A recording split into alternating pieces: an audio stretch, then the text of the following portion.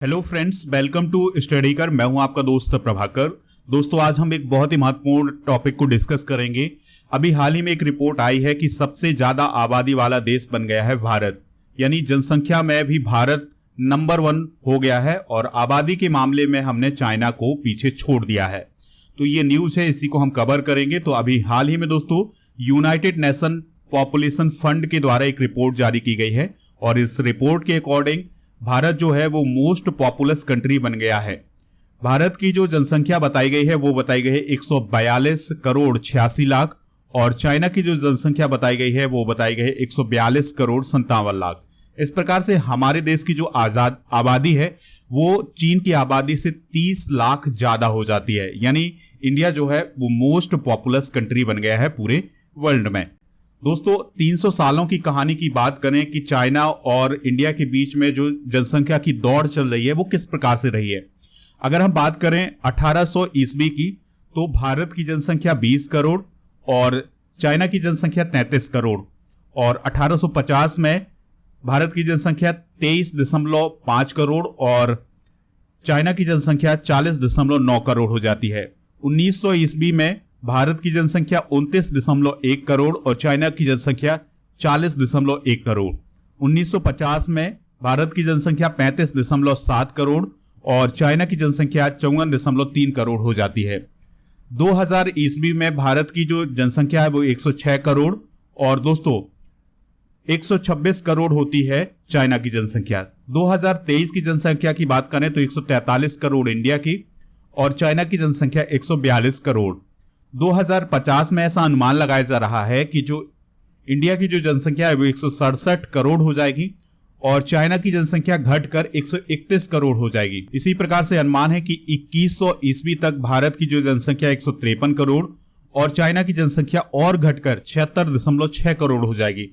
तो ये है 300 सालों की जनसंख्या की कहानी। तो इससे रिलेटेड जो इंपॉर्टेंट डाटा है इसे आप नोट कर सकते हैं।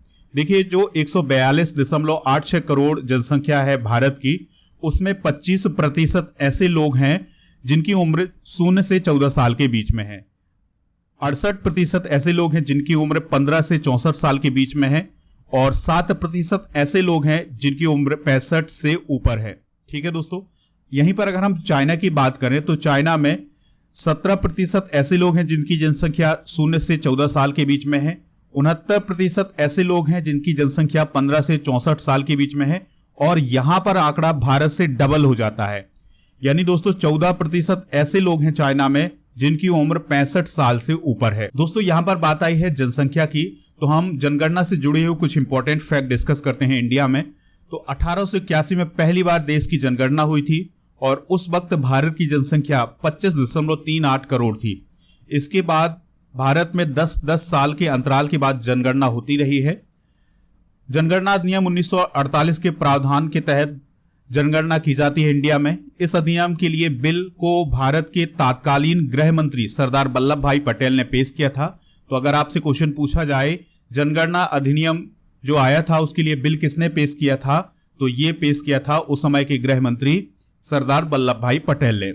दोस्तों, दूसरा फैक्ट ये है कि 1881 से 1931 तक जनगणना में जातियों की भी गणना की जाती रही है, लेकिन 1941 में जातिगत जनगणना हुई लेकिन इसके आंकड़े जारी नहीं किए गए थे।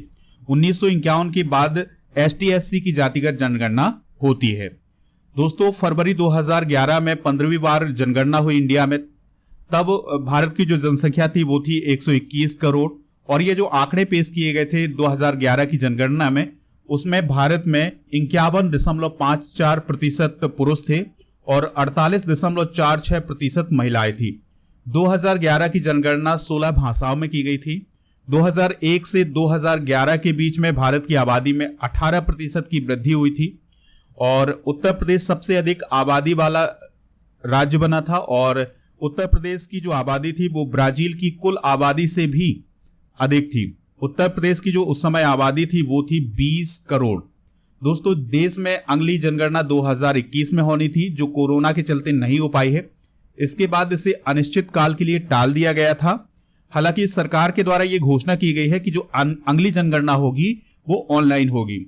संयुक्त राष्ट्र का अनुमान यह है कि 2050 तक चीन की आबादी 131 करोड़ हो जाएगी और भारत की आबादी 166 करोड़ हो जाएगी। आंकड़ों के मुताबिक तब यानी 2050 में मुंबई जो है उसकी आबादी 4.24 करोड़ हो जाएगी और यह दुनिया का सबसे व्यस्त शहर हो जाएगा। तो ऐसा अनुमान लगाया है यूनाइटेड नेशन ने। दोस्तों, जनगणना भारत में रह रहे लोगों से जुड़ा हुआ एक डेटा होता है और इसी के जरिए जो रिसर्चर्स होते हैं और एक्सपर्ट्स होते हैं वो देश में विकास दर से जुड़े हुए अनुमान लगाते हैं। यानी कि पूरी जो योजनाएं बनती है इसी जनगणना के आधार पर बनती हैं। जनगणना के जरिए इकट्ठा किया गया जो डेटा है उसका इस्तेमाल प्रशासन, योजना और नीति बनाने के साथ साथ कई कार्यक्रम की प्लानिंग करने, मैनेजमेंट के लिए किया जाता है। तो दोस्तों, जनगणना करना बहुत ही जरूरी होता है। अगर जनगणना नहीं होगी तो सही से नीतियां नहीं बन पाएंगी। विकास दर से जुड़े हुए जो अनुमान है वो सही से नहीं लगाए जा सकते हैं, इसलिए जनगणना बहुत जरूरी है। तो दोस्तों, हर 10 साल में जनगणना होती है। इस साल मतलब 2021 में होना था लेकिन नहीं हो पाई है कोरोना के चलते। अब देखते हैं कब ये जनगणना होती है।